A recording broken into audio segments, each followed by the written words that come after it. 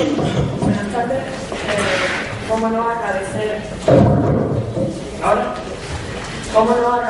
a la Consejería y a la Consejería del Poder Judicial, especialmente a la Dirección General, su invitación para que un representante de la Oficina de Defensor del Pueblo pueda estar aquí esta tarde y exponer otra visión de la que ya mis compañeros de mesa han hablado. Hemos podido escuchar la opinión, la voz de la Administración, del Poder Judicial, y ahora me toca a mí hablar de la visión que tiene el Defensor del Pueblo respecto a la valoración de idoneidad. Pero antes quiero matizar algo. Legalmente el defensor está obligado a velar por los derechos de la ciudadanía y a tal efecto tiene que supervisar la actuación de la Administración.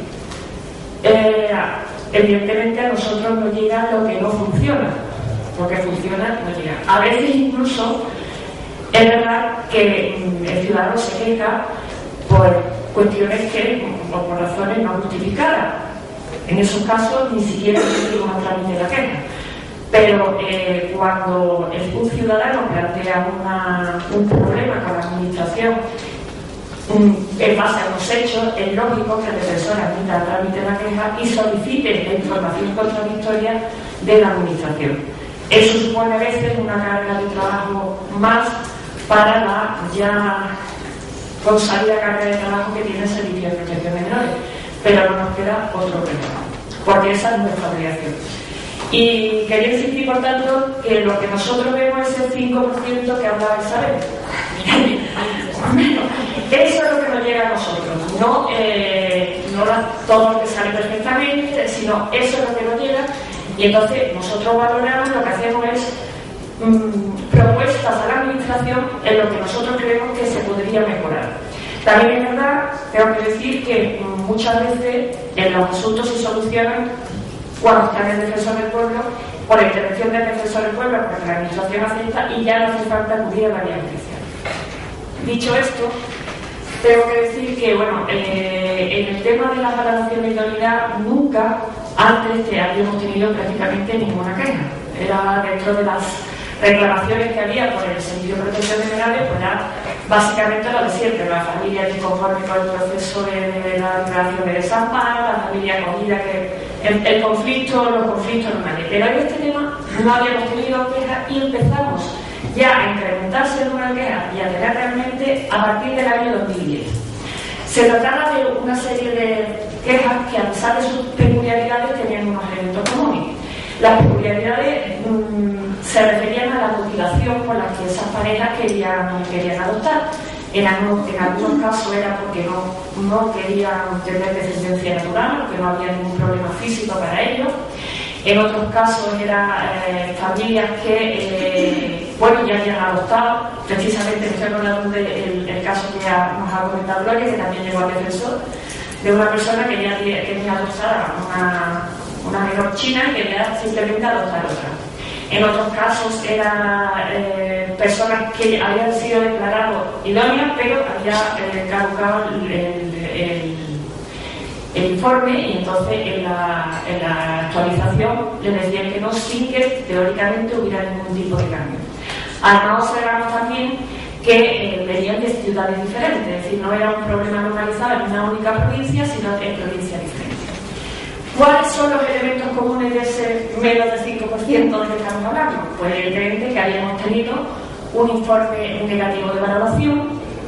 Esas personas cuestionaban la praxis profesional de las personas evaluadoras, porque decían que los informes carecían de rigor, que estaban basados en opiniones subjetivas, manifestaciones que ellos no habían realizado.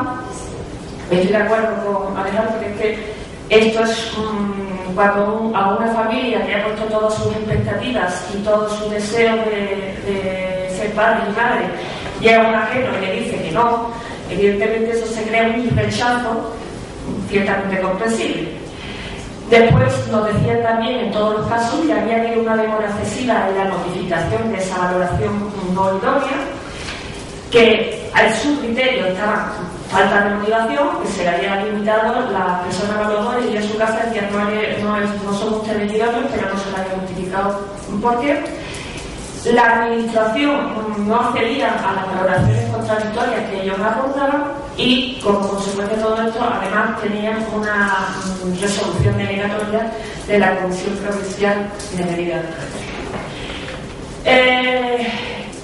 Esto es uno de los temas más delicados que hemos tratado también, porque estamos ante, no olvidemos que esto es un procedimiento administrativo, pero un procedimiento administrativo muy singular.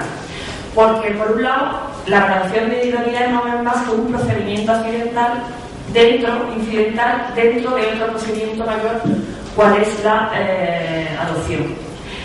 Segundo, porque se deben conciliar dos principios reconocidos en el ordenamiento jurídico. Por un lado, el interés superior del menor, como ha dicho Isabel, el derecho del menor a tener una familia y no el de la familia a tener un niño, pero también el derecho del solicitante a tener una respuesta ante esa petición. Y esto es lo que quiero insistir más, es peculiar y singular y además limitada a nuestra posible actuación por el hecho de que en ese informe, en esa valoración, se ven datos objetivos, como circunstancias económicas, etcétera, pero datos subjetivos, como son, bueno, de especial sensibilidad, datos que afectan a la intimidad de las personas.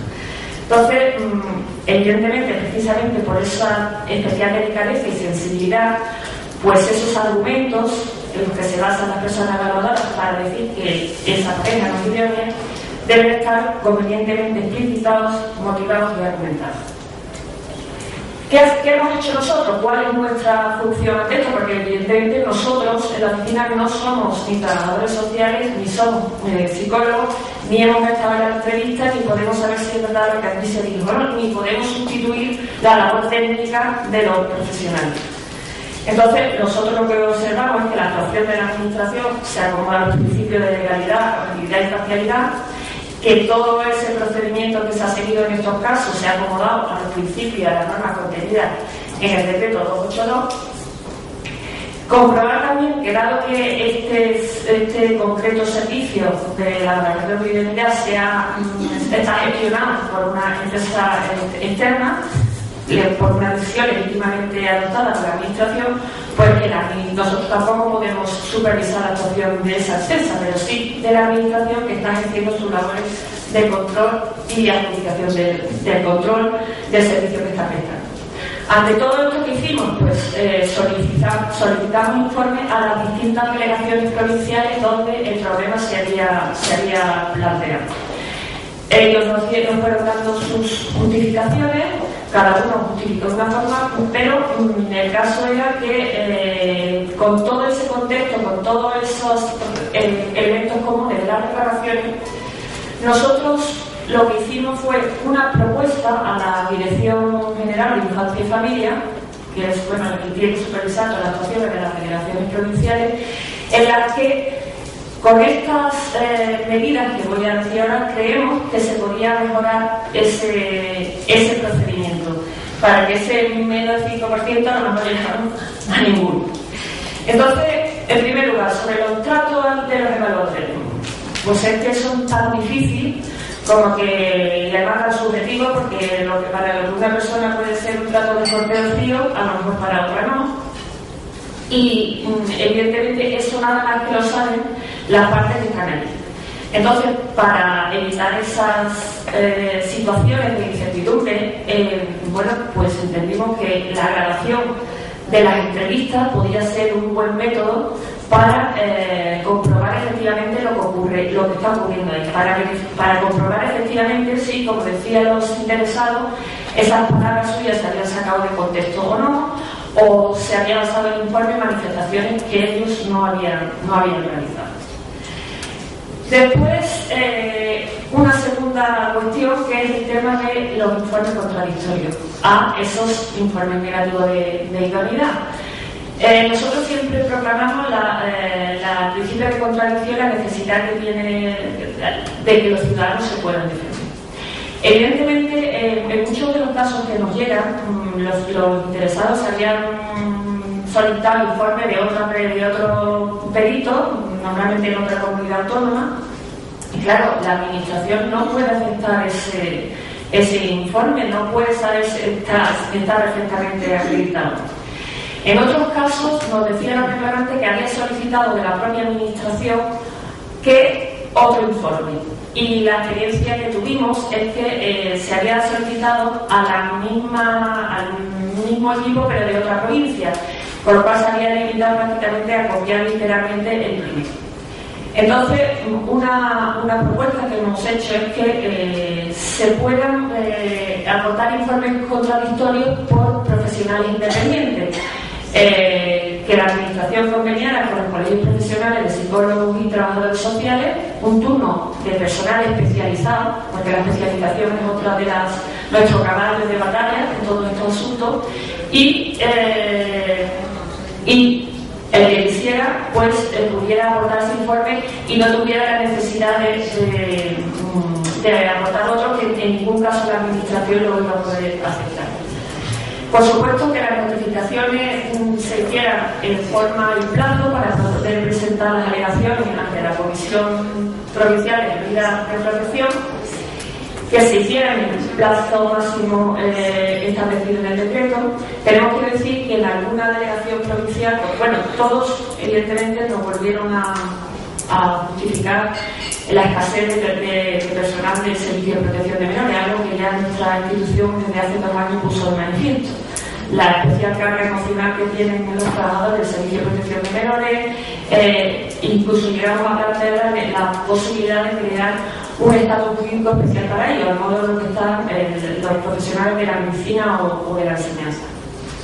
Pero evidentemente habría que garantizar, hacer ese esfuerzo para que ese procedimiento fuera lo más rápido posible.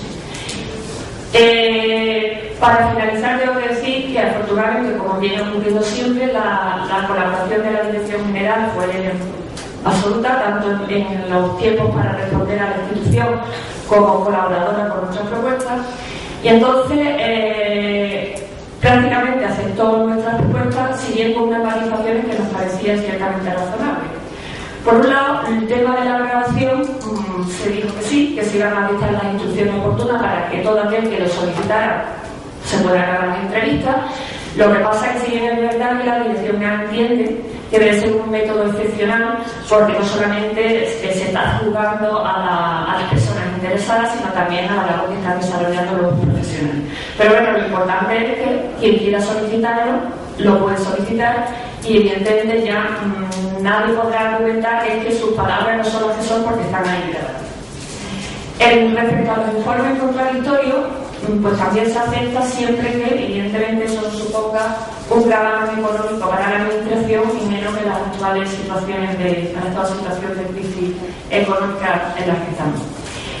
En cuanto a la notificación de la valoración en plazo, pues también se acepta.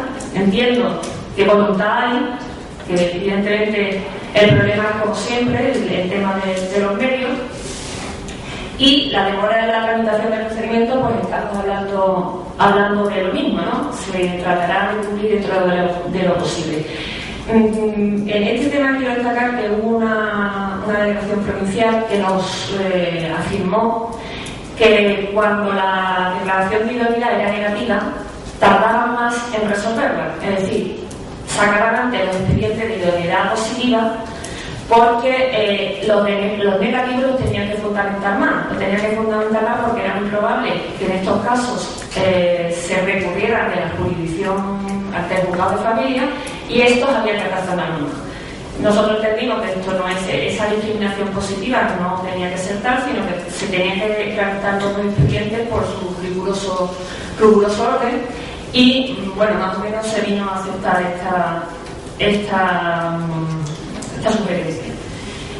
Hay una cosa aquí que, bueno, que no fue una recomendación exactamente, porque nosotros no le podemos decir en ningún caso a la administración cómo se tienen que gestionar, aparte, hasta ahí podemos llegar, pero bueno, como había habido tantos problemas y prácticamente el tema de la idoneidad es monopolio de una sola entidad, una sola empresa, pues para evitar eso, que es, bueno, si tuviera la posibilidad de a lo mejor hacer esos contratos por lotes. Y bueno, en ellos está que eso se iba a valorar. Pues me voy a dar otros minutos, porque con esto ya termino. Muchas gracias.